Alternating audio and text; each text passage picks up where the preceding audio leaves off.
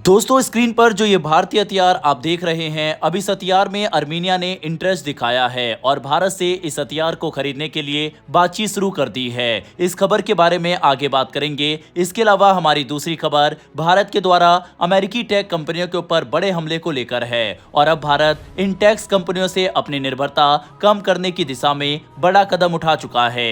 जानेंगे इन दोनों खबरों के बारे में इस वीडियो में डिटेल में, इसीलिए वीडियो को अंत तक जरूर देखिएगा। पहले बात करते हैं भारत और अर्मीनिया की। अर्मीनिया अब अपनी सेना को मजबूत करने के लिए भारत की तरफ तेजी से बढ़ रहा है। जी हां, अर्मीनिया ने भारत से उन्नत इलेक्ट्रॉनिक वॉरफेयर सिस्टम लेने में गहरी दिलचस्पी दिखाई है। वजह साफ है, हाल के सैन्य अभियानों में भारत की स्वदेशी तकनीक ने जबरदस्त प्रदर्शन किया है। अब अर्मीनिया चाहता है कि उसे भी वही क्षमता मिले जिससे वह आधुनिक युद्ध में किसी भी बड़े और तकनीकी रूप से मजबूत दुश्मन का सामना कर सके। रिपोर्ट्स के मुताबिक अर्मीनिया सिर्फ हथियार खरीदना नहीं चाहता बल्कि भारत के साथ लंबी रणनीतिक साझेदारी बनाना चाहता है। उसकी नजर खास तौर पर भारत के एयर डिफेंस और इलेक्ट्रॉनिक कंट्रोल सिस्टम पर है, जैसे आकाश तीर एयर डिफेंस कंट्रोल और रिपोर्टिंग सिस्टम। ये सिस्टम रडार, सेंसर और मिसाइल यूनिट्स को एक नेटवर्क में जोड़ता है जिससे दुश्मन के हवाई हमले का तुरंत पता लगाकर जवाब दिया जा सकता है। आसान शब्दों में कहें तो ये पूरा सिस्टम मिलकर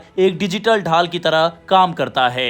भारतीय सेना ने हाल के ऑपरेशनों में जिस तरह इलेक्ट्रॉनिक युद्ध की रणनीति अपनाई, उसने दुनिया का ध्यान खींचा है। भारत ने इलेक्ट्रॉनिक साइलेंस तकनीक का इस्तेमाल किया, जिसमें रडार को लगातार चालू रखने की बजाय सिर्फ कुछ सेकंड के लिए ऑन किया जाता है, जिससे दुश्मन को रडार का लोकेशन पता नहीं चल पाता और वह उसे जाम या नष्ट नहीं कर पाता। इस तरीके से सेना सुरक्षित भी रहती है और दुश्मन पर अचानक हमला करने का फायदा भी मिलता है।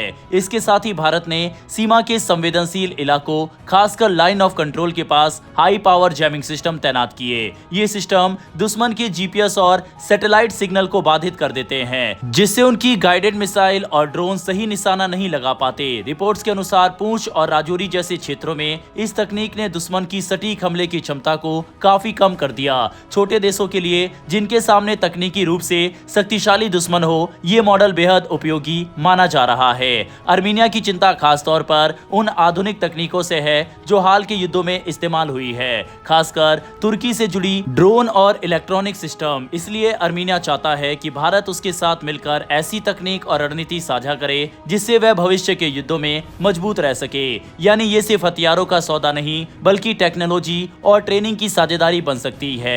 भारत के लिए भी ये बड़ी सफलता मानी जा रही है। पहले भारत को हथियार खरीदने वाला देश माना जाता था, लेकिन अब वही भारत उन्नत रक्षा तकनीक का सप्लायर बनकर उभर रहा है। अगर ये सहयोग आगे बढ़ता है तो भारत की अंतर्राष्ट्रीय ताकत और प्रभाव दोनों बढ़ेंगे। वहीं अर्मीनिया को अपनी सुरक्षा और सैन्य क्षमता मजबूत करने में बड़ी मदद मिलेगी। इस समय भारत के सीडीएस यानी chief of defence staff Anil Chauhan Armenia के दौरे पर भी हैं। ऐसे में उम्मीद जताई जा रही है कि अर्मीनिया आगे और भी भारतीय हथियार खरीद सकता है। चलिए अब बात करते हैं दूसरी खबर की। दरअसल आज एक ऐसा फैसला लिया गया जिसने भारत की टेक्नोलॉजी और डिजिटल ताकत को एक नई दिशा दे दी है। अब भारत धीरे धीरे विदेशी टेक कंपनियों पर निर्भरता कम करके अपनी खुद की डिजिटल ताकत खड़ी कर रहा है। हाल ही में भारत सरकार के आईटी मंत्रालय ने एक बड़ा कदम उठाया, जिसमें देश के एक महत्वपूर्ण एआई प्लेटफॉर्म का पूरा डेटा विदेशी क्लाउड से हटाकर भारतीय क्लाउड पर शिफ्ट कर दिया गया। ये कदम सिर्फ तकनीकी बदलाव नहीं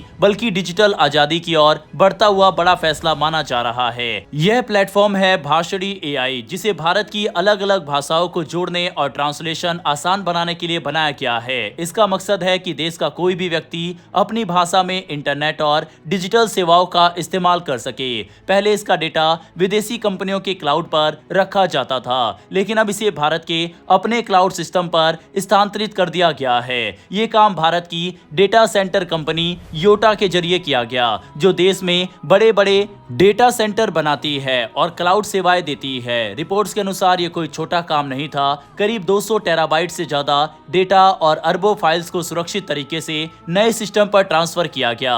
सबसे खास बात यह रही कि इस प्रक्रिया में ना तो डेटा खोया और ना ही सिस्टम बंद करना पड़ा, बल्कि डेटा शिफ्ट होने के बाद प्लेटफॉर्म की स्पीड और परफॉर्मेंस में लगभग 40% तक सुधार देखने को मिला और खर्च में भी करीब 30% तक की बचत हुई। यानी अब ये सिस्टम पहले से ज्यादा तेज तेज, सुरक्षित और सस्ता हो गया है। इस कदम का सबसे बड़ा फायदा यह है कि अब भारत का महत्वपूर्ण डेटा देश के अंदर ही सुरक्षित रहेगा। जब डेटा विदेशी कंपनियों के पास होता है तो उस पर पूरी तरह नियंत्रण नहीं रहता, लेकिन अब सारा कंट्रोल भारत के पास है। इससे देश की सुरक्षा, गोपनीयता और डिजिटल स्वतंत्रता मजबूत होती है।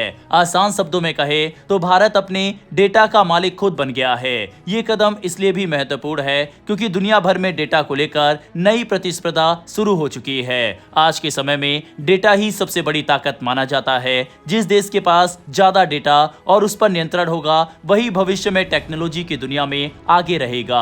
इसी वजह से अब कई देश अपने डेटा को अपने ही देश में रखने की नीति अपना रहे हैं। दिलचस्प बात यह है कि भारत के इस कदम के बाद यूरोप भी इसी रास्ते पर चलता नजर आ रहा है। यूरोपीय संघ ने भी अपने डेटा को सुरक्षित रखने के लिए खुद का क्लाउड सिस्टम बनाने का फैसला किया है और इसके लिए अरबों डॉलर निवेश करने की योजना बनाई गई है। यूरोप को चिंता है कि अगर उनका डेटा विदेशी कंपनियों के पास रहा तो भविष्य में सुरक्षा से जुड़े खतरे बढ़ सकते हैं। इसीलिए वे भी डिजिटल आत्मनिर्भरता की ओर बढ़ रहे हैं। भारत में भी ये बदलाव अचानक नहीं आया। कुछ समय पहले आईटी मंत्रालय ने सरकारी दफ्तरों में विदेशी सॉफ्टवेयर की बजाय भारतीय कंपनियों के सॉफ्टवेयर को बढ़ावा देने की बात कही थी।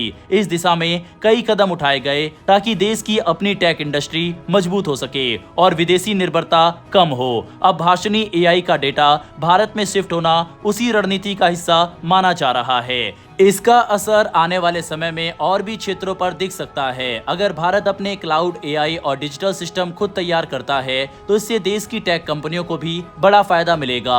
नई नौकरियां पैदा होंगी, स्टार्टअप्स को अवसर मिलेंगे और भारत टेक्नोलॉजी के क्षेत्र में दुनिया के बड़े देशों की बराबरी कर सकेगा।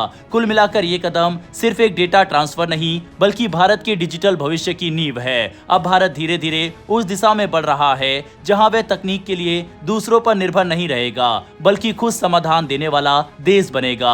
आने वाले समय में अगर ऐसे और फैसले होते हैं तो भारत डिजिटल सुपर पावर बनने की राह पर तेजी से आगे बढ़ सकता है। हमने देखा है कि दुनिया के कई देश अब अमेरिकी टेक कंपनियों के ऊपर से निर्भरता कम करने की दिशा में कदम बढ़ा रहे हैं। बाकायदा यूरोपीय यूनियन की संसद में इसको लेकर लंबी बहस भी चली थी और ये बताया गया था कि किस तरह से अमेरिकी कंपनियों के हाथ में उनका सारा डेटा मौजूद है और ये एक बहुत बड़ी समस्या है। यही कारण है कि भारत को भी इस तरह के कदम उठाने जरूरी है।